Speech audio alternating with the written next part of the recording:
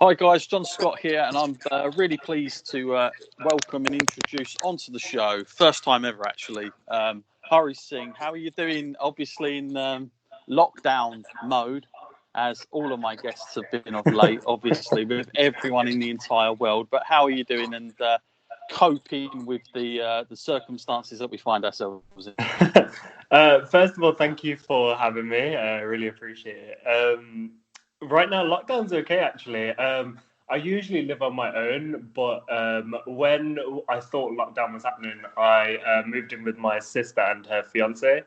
Right. And so it's been okay, to be honest, because the three of us are in a house, and it's not too bad. We're all keeping as busy as we can, let's say. But hopefully it all ends soon. I mean, I'm kind of bored of looking at the nice weather and not being able to go to a beer garden or something. Yeah, yeah, as we all are. Yeah. Yeah, it's been obviously hard times for a lot of the wrestlers on the circuit that I've spoke to.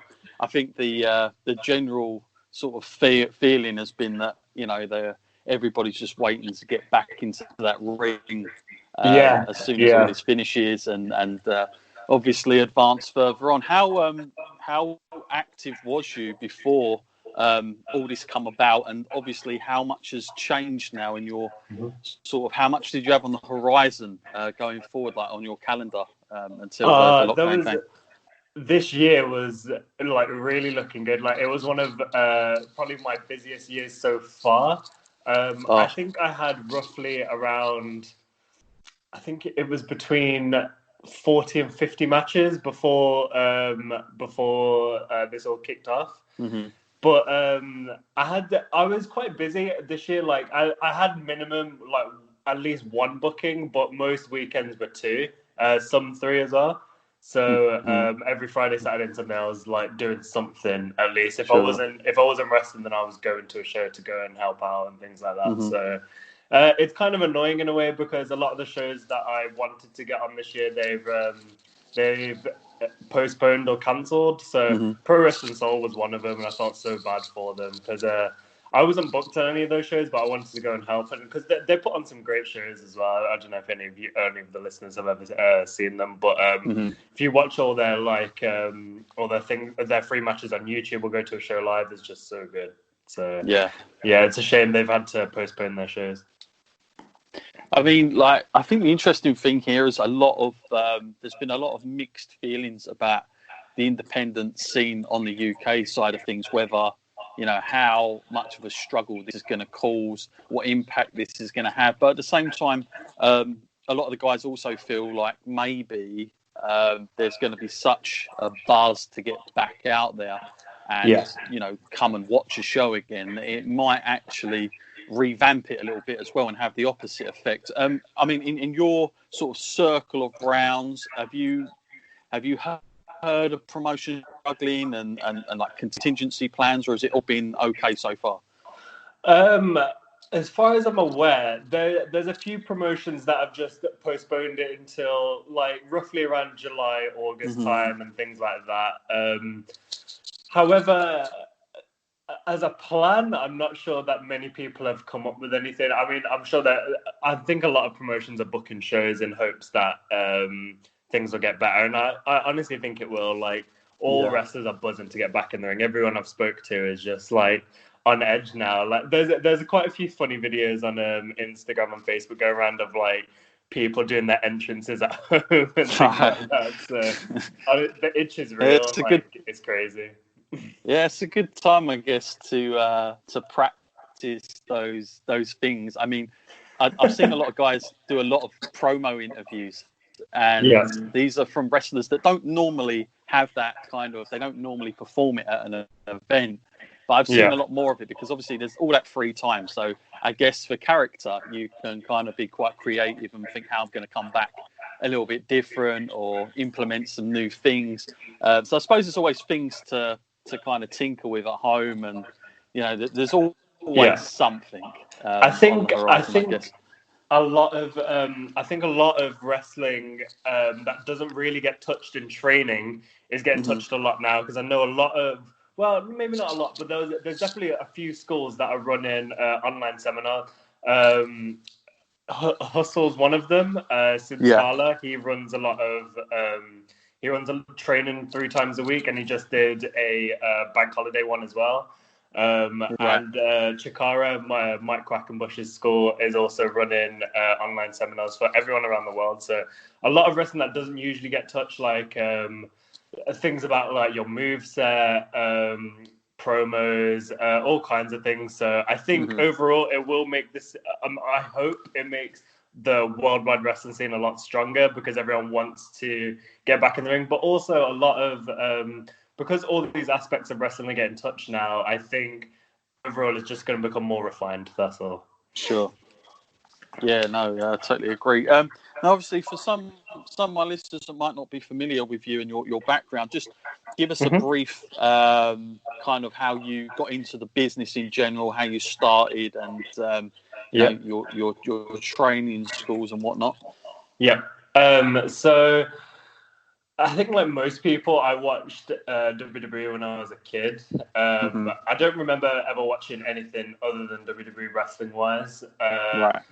I think one of the I couldn't tell you what the first match I watched was, but I can tell you roughly around the time. I think it was Right. it was WrestleMania 23, and it was Undertaker and Batista. I remember that so clearly, and Right. Umaga versus Bobby Lashley with the hair versus hair thing with Donald Trump and Vince McMahon. And that stood out to me a lot as a kid. I mean, I used to just watch it then. I can't remember how old I was. I must have only been about, I think I was about 7 or 8, maybe. Somewhere around I might feel old this end, I tell you, hearing that. I actually get that a lot. It's surprising. But even I get old. I feel old now because I started training at 16. So Right. 15, no, 16. I went to WrestleMania in Miami with my dad, and it was The Rock versus John Cena as the main event. And then I got back and I was like, oh, I really want to start training now. So I started looking, like, this is what I wouldn't recommend, but you wouldn't really know until you're later on in the business, or maybe you're lucky enough to hear about it before, or you just found the right school. But basically, I just looked for the closest possible school I could find for wrestling training, and generally that's not the best thing to do because you might not get good training. But lucky for me, I wouldn't say I got bad training, but I definitely could have got better training for sure. So I went to a school in Great Bar, and I won't name them because we've like a lot of wrestlers, you fall out with your initial training school because it was one of those places where they wouldn't let you go anywhere else. Like you could only train with them, which was fine. Like I never knew any better anyway. So I trained there for about 3 years. But I realized I was only doing 8 shows a year, and that to me wasn't good enough. Like I trained for probably a year and a half to 2 years before I got on any shows, and then I was getting on like one show every other month, and I just didn't feel like it was enough. So I then went to another school, which was Pro Wrestling Live, run by Mad Dog Max, and me and him got on like very well. Like he runs almost 100 to 150 shows a year, just purely for his trainees so they can get experience. So I used to I was wrestling so much more, and I was a lot happier there. And then I got to wrestle in some really good matches as well. Like a lot of people don't know that I wrestled Juventud Guerrera. I wrestled Ultimo Dragon twice. Just so many cool things. And then William Regal even came down as well to do a seminar. So I can definitely say that was very good. But again, I made a lot of connections there as well. So I then spoke to Mad Dog Max at that point, and I said, I want to go out. I don't want to be an independent wrestler. Like I want to, because this again was still one of those places where you weren't necessarily not allowed to go anywhere else, but it was expected that you spoke to your trainer first. So I spoke to him. I said, look, I think I'm ready to go out and do what I need to do now. And he was completely fine with me. He said, I think you're ready too. So just go out.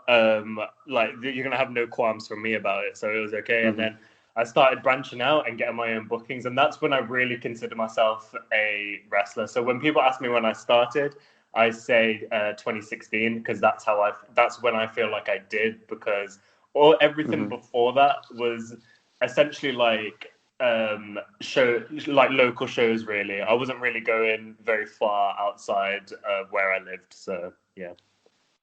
And after that, I was just trying to get bookings everywhere, all over the UK, all over the world. Really, I just tried to wrestle as much as I could, and that's when I became the busiest. So, and I've been wrestling ever since, and now I'm 23. So it's been about 4 years, I think now. Yeah, about 4 years on the independent scene. So yeah, I'm having a lot of fun so far.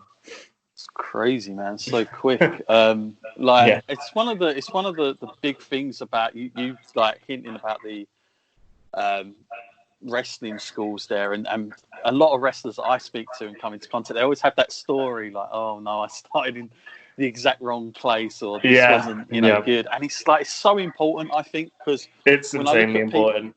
When I look at people like starting, and obviously if somebody's out there and they sort of extend that olive branch as it is, they're almost sort of like biting the hand off because they just want an in.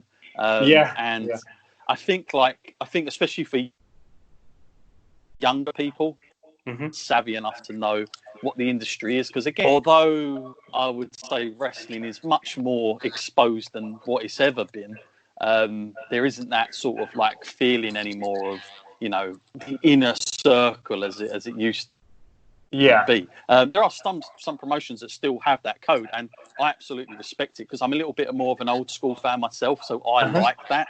I don't always like to be shown in too much, just from my standpoint. But I think when you're pursuing a career and you want to like go for this, I think the most important thing is you do your research, and also like you look at who have these guys trained before, like where is their resume to see somebody who's gone on and been successful. I mean, I used to do, at one time I was like really heavily into acting, and I'd go along and try and find like an acting class or a school, and 9 times out of 10 they were really good, but a lot of the teachers, they'd only ever worked in the education side of it. Probably went to school, went to college, went to university, and now they're teaching drama, which is fantastic. But what it doesn't teach you is the cutting edge, cutthroat business that Hollywood actually is, and that most of it is aimed on marketability and how you look, and you've got likability with the agent, and they can't really teach you those fundamentals about the business side of it and taking direction fast, quick, and I kind of put that in a similar scope to how wrestling schools are sometimes, and I think very much so. You have to be pretty careful where you go.